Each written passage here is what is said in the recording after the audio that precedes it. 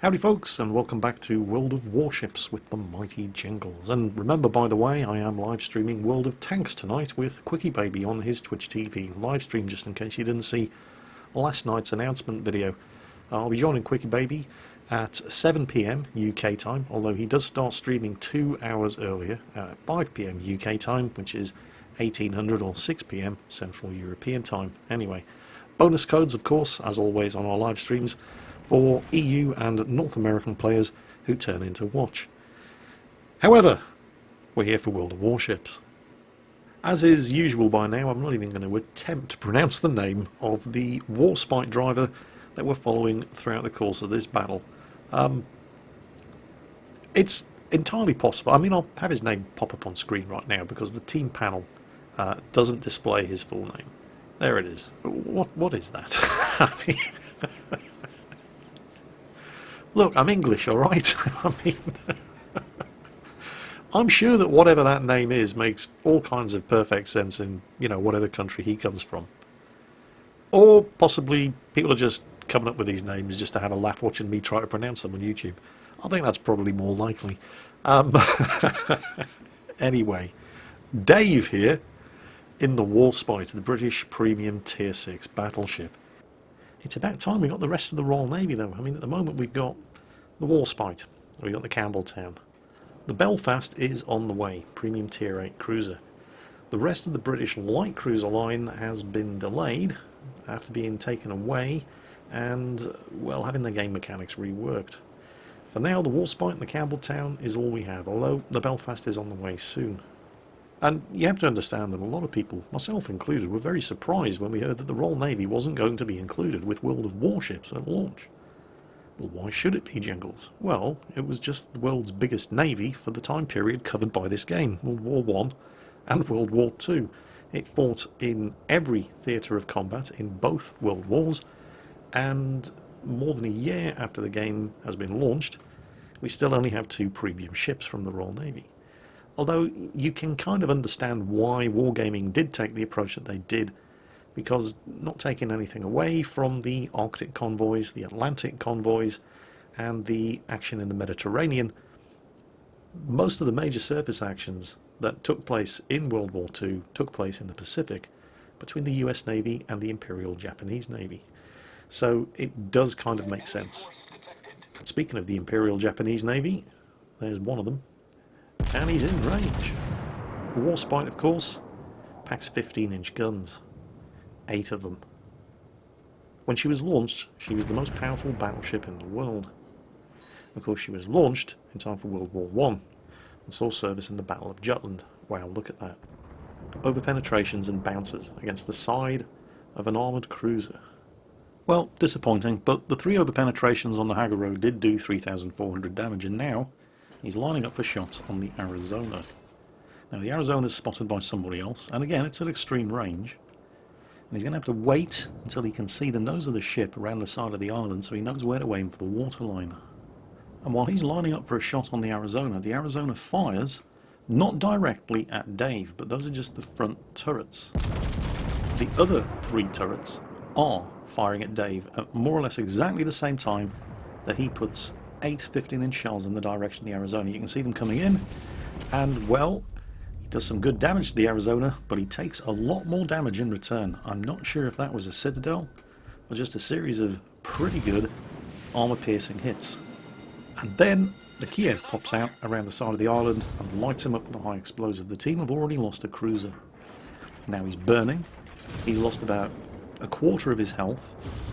Now he doesn't put the fire out because it's only one fire, and, well, the Kiev has backed out around the side of the island, so he's no longer taking high explosive hits. This would be a reasonable time to actually extinguish the flames, and I'm not entirely sure why he hasn't used his damage repair consumable either, because he lost a lot of health from that Arizona. Now, judging by the smoke column coming from the funnels of the Arizona, he's pretty much dead in the water, and this wasn't a badly aimed shot, but the shots go long, they go short, they straddle him pretty much perfectly. The fire is out. Dave is now starting to recover some health, but his team are now down 3 ships. They've lost another cruiser and a battleship in the time it took Dave to fire and miss at that Arizona. Things are not going too well, and at this point you can see that Dave is deliberating. Should he fall back? Should he keep going forward? There's a York-class cruiser over there who is pressing forward.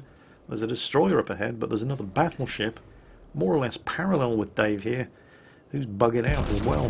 Dave turns around to engage. He gets a just about perfect shot against that Arizona again, but the Arizona sees the shots coming, he turns, and all he gets is one over penetration. Again, very, very disappointing. Dave, stop shooting at the battleships. Try shooting at the cruisers instead, like that York, who is firing at you, and appears to be firing armor piercing at a warspite. Well, the York does have 210mm guns, and he's probably hoping for the plunging fire to go in through the armoured deck of the warspite, but the warspite's armoured deck is 127mm thick, and the armour piercing from the York's guns has a pretty flat trajectory. It's never going to come in from directly above, so yeah, minimal damage. Unfortunately, Dave did minimal damage in return. 3 hits, but they were all over penetration, so again, only around about 3,400, 3,500 damage done. And the friendly York, who went up ahead, has just been obliterated. They're now down 4 ships. They haven't sunk anything yet. Jingles, when is this battle going to start getting good? Don't worry. You're not going to have to wait too long. Dave's just launched his spotter aircraft. This is extending the range of his main battery guns by 20%. It's going to get worse before it gets any better, though.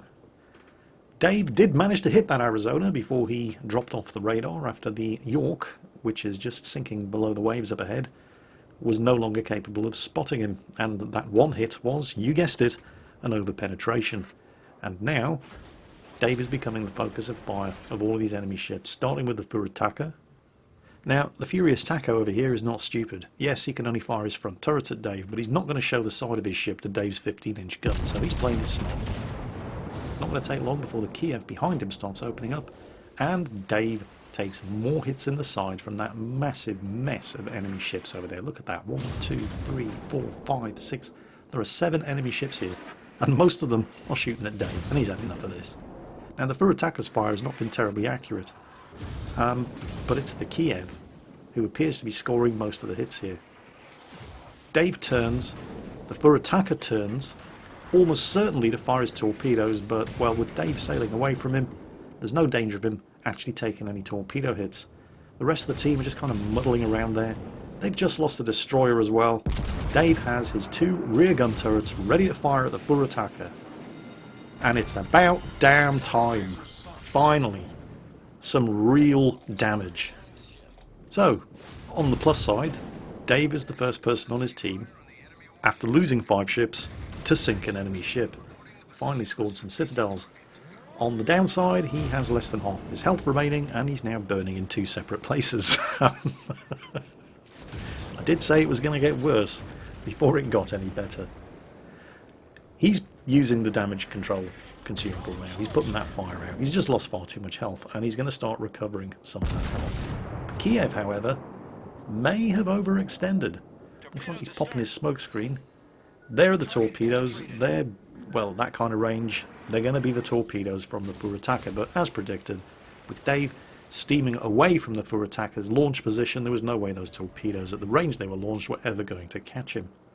The Kiev has smoked up and has avoided destruction so far, except he's going too fast to successfully stay inside the smokescreen, so you never know, somebody may get lucky. Now, both Dave and this New Mexico are taking shots at that York over there, and Dave's shots are gonna miss, but the New Mexicos are not. Don't think that was a citadel, just a couple of good solid armor piercing hits, but the York has had enough of that. He's turning away and taking Billy Big steps in the other direction. The New Mexico is going to have another go as soon as his guns are reloaded, and, well, it's like sharks scenting blood in the water. You see a ship on low health and everybody wants to be the one to finish him off, but Dave, interestingly, decides he's going to take a pop at the Kiev instead. Well, he did hit the Kiev when he was in the smokescreen over there. New Mexico's shots go out and hits, but that's an over-penetration. But there's a second New Mexico further over there to the left, also taking shots at that York, and he's the one who sinks him. So, 2 enemy ships sunk to the 5 of our own. Now, here's where it pays to take a look at the map. Dave's team have a Miyoko who is actually in the enemy cap circle. And that Miyoko, and we're about to see him take a big old hit. He's out, there it is. Wow, he just lost nearly all of his health. Now, the thing is, because that Miyoko is capping, he's drawing at least 2 enemy ships away from this side of the map. So at this precise moment, Dave's team, such as they are remaining, now completely outnumber the enemy ships on the eastern end of the map. Now, if they were to exploit that and take advantage of the beating that that Miyoko has taken over there in the cap circle, they could quite easily roll up those 3 enemy ships that we can see over there. But if they were to do that, they would lose, because there are 3 enemy ships closing in on Dave's own cap over there from the west. So what's actually happening right now is you've got some ships on Dave's team are still heading to the north in order to try to take advantage of the distraction that the Miyoko provided, but the Miyoko has now been sunk, and any ships that he drew away are now turning back to meet them head on. And the remainder of Dave's team, instead of pushing north because they're about to be capped, are heading back to the cap circle. So there are only 5 of them left, and they're splitting their forces, and that's going to guarantee the death of anybody who went north. Those ships heading north should be turning around and coming back down here so they can overwhelm the 3 enemy ships who are threatening the cap. But they're not going to do that, and they're not going to last very long, which means the guys coming back to defend the cap are going to have to kill these guys and then deal with the rest of the enemy team. And they've managed to put one of them down, and oh, come on. Come on, you couldn't get a better target to shoot at than this. Come on, Dave, do some damage. Oh, I don't think he's given quite enough lead on that Fuso. I think most of those are going to land to his rear. He's not moving that quickly, though, but yes, most of those are going to land to his rear. And, oh, guess what? Over-penetrations. Oh, Dave. Oh, hello. Oh, news just in. There were not 3 enemy ships making a rush on the cap. There were 4. They've sunk the Königsberg. Dave's going to get another shot at this Fuso, however. He's turned all the way around. Come on, Dave, give it a bit more lead. The Fuso's not fast, but it's not that slow either. That looks a bit better. Come on, come on. Torpedoes in the water, but yeah, they're probably not going to hit anything. This looks a bit better. And it is a bit better. It's not good, but at least they weren't all over-penetrations and bounces this time. And oh, update to the newsflash. There weren't 3 enemy ships closing on the cap. There weren't 4 enemy ships closing on the cap. There are 5 enemy ships closing on the cap. One of them's down. There's still 4 of them. That Königsberg up front is getting awfully close, and the Fuso, I mean, that's point-blank range shots for the Fuso. He's turned to get his torpedoes away. That's a brave move. That's a very brave move. Come on, Dave, more hits. Meanwhile, of the 2 ships that headed north, only the Minakaze is left alive. The battleship that went up north has gone down, but he did go down swinging. He managed to get a close quarters kill. Of course, it would have been better if he had survived, but he didn't, which means it's up to the Minakaze to fight a delaying action. Providing he doesn't get spotted and he keeps harassing the enemy ships to the north with his torpedoes, he can buy these guys a lot of time, and they're going to need it. And that Königsberg has definitely got a death wish. Yep, he's dead. He died in order to get his torpedoes away against the Fuso, and I don't think those torpedoes have the range to hit the Fuso. Dave keeps hitting this guy, he keeps punishing him, and I'm pretty sure those torpedoes are going to run out of steam before they get anywhere near that Fuso. Let's see, yep, there we go, gone. Well, on the bright side, they did at least force the Fuso out of the cap circle, but that was still a waste of a Königsberg, because the action at this end is not going to be decided by capping, not with all these battleships blazing away at each other. The Fuso is returning fire, and thankfully missing. Dave is keeping up the barrage. And again, you know, the damage that he's doing is not bad. He just needs to do more of it. The Fuso is, however, still burning. And the lone surviving Königsberg is keeping up that high explosive barrage and does get the kill. Right, 2 down. We can see 2. The Minakaze up there is doing exactly the right thing. He's fighting a delaying action against the enemy cruisers. Let's hope he can stay undetected and keep it up, because we've still got some ships to kill down here, and they're battleships, and they have a lot of health. And, oh, that was nice. That was nice. good hit on the New Mexico.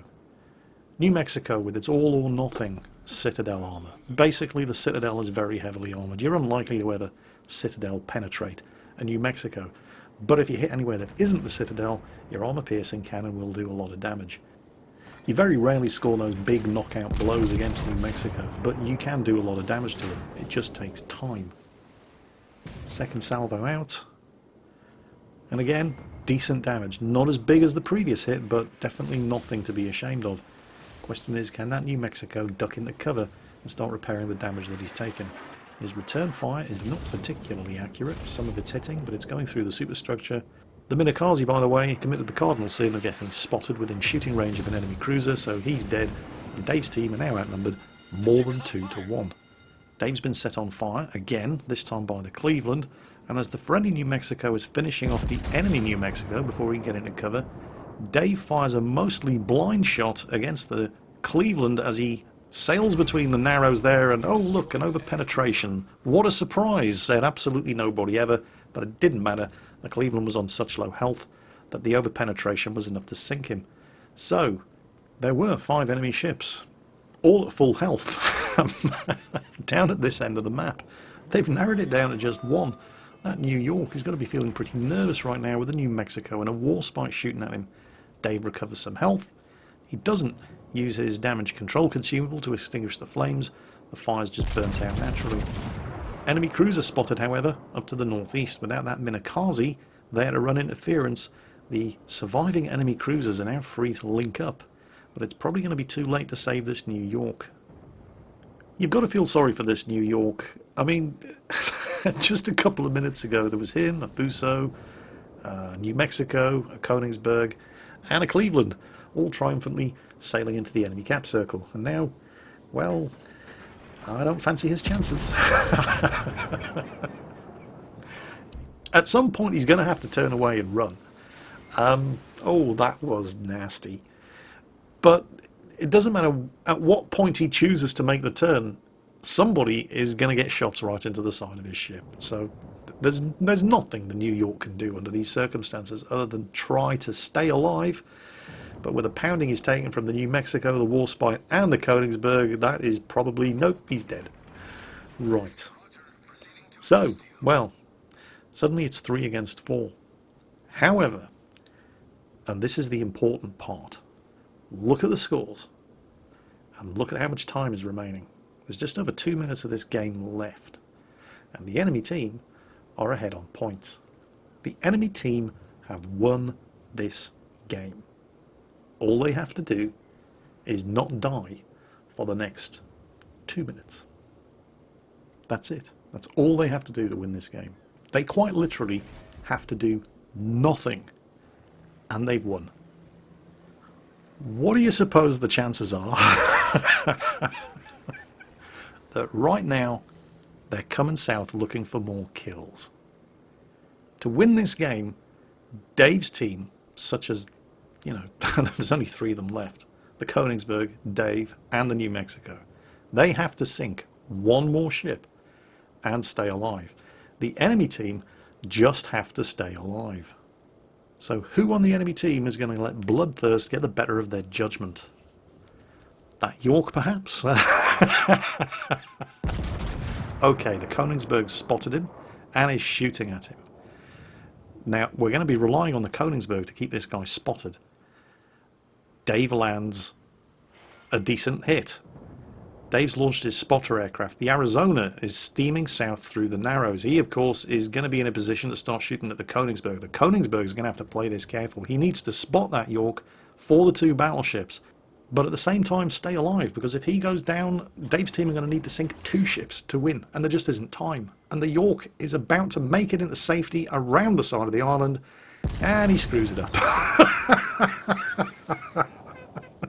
He's running aground. Oh yes, come on boys, you are never going to have a better chance than this. Everybody's firing at the York now. Screw the Arizona. There are 20 seconds of this game left. Come on, do it. Do it. What are you waiting for? Look at the volume of fire being directed against this poor guy. He's screwed up and he knows it. These are all over penetrations, but it doesn't matter. 1 more over penetration, this guy is down. Who's going to get it? Is it going to be Dave? Is it going to be the New Mexico? Nope. It's the Königsberg. Gets his third kill, and the clock runs down. And while I don't want to take anything away from the surviving ships on Dave's team because they did play well, I don't think that was as much a case of Dave's team winning as it was the enemy team losing. With 2 minutes of this match to go, all the enemy team had to do to win was nothing. They just had to sit on their asses and watch the clock run down. But asking people to do nothing, well, you may as well be asking for the moon on a stick. Dave's team did not win by outplaying the enemy in that one. The enemy team lost by outplaying themselves. Anyway, that's it for today. I hope you've enjoyed today's video and hopefully learned something from it. And as always, take care, and I'll catch you next time.